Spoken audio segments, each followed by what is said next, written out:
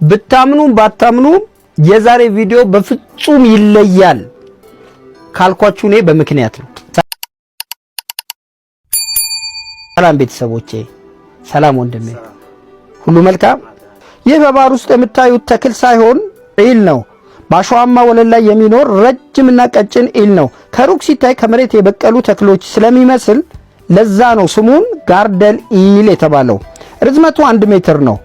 በሞቃታማው የህንድና ፓሲፊክ ውቅያኖስ ይኖራል።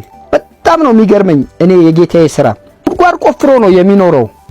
አሸዋው እንዳይሰፋውና ከዛ እንዳለ ሙሉ ቁመቱን እዛው ስለሚከት እሱ ነገር እንዳይሰፋው በልኩ ስለሚሆን ምን ያደርጋል? ከሰውነቱ የሚያመነጨው ፈሳሽ አለ። ያ ፈሳሽ አሸዋውን እንደ ሲሚንቶ አጣብቆ ይይዝለታል እንዳይሸረሸር። እንግዲህ ባህር ውስጥ ነው ያለው ብለናል። አሸዋው እንደፈለገ እንዳይሰፋበት ከጠላቶቹ የሚጠብቅበት ነው። ያ መኖሪያው ነው ማለት ነው። እሱ ፈሳሽ ያመነጭና እንደ ሲሚንቶ በልኩ አጣብቆ ይይዝለታል ማለት ነው። ከባህር ፍሰት የሚመጣው ብላንክተን የሚባለውን ነገር ነው የሚመገበው።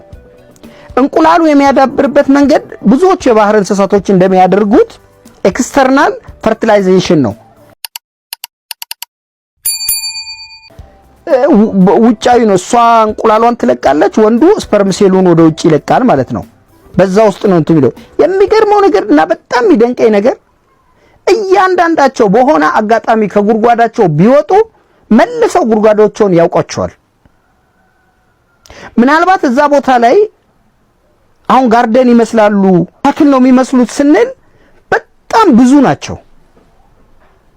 በሆነ ሁኔታ ውስጥ ቢወጡ ግን ሁሉም ራሳቸው ጉድጓዳቸውን እያወቁ ወደ ራሳቸው ጉድጓድ ይመለሳሉ። ያ ቦታ መኖሪያቸውም ነው። ራሳቸውን የሚደብቁበት ነው ከጠላት ለማደም ብቻ ነው። ከዚህ ካንገታቸው በላይ ብቅ እያደረጉ እያወጡ ተከርክመው እንደዚህ ውስጥ ወደ ውስጥ ተክለው ወደ ላይ ጭንቅላታቸውን ነው አውጥተው የሚጠብቁት። ለዛም ነው ከርቀት ስታያቸው ደጋገምነው አርቃሉን ተክል ነው የሚመስሉት። ከተፈጥሮ ድንቅ ተአምራቶች ውስጥ አንዱ እነዚህ ጋርደን ኢሎች ናቸው። እንደሚመቻችሁ ተስፋ አደርጋለሁ። አመሰግናለሁ።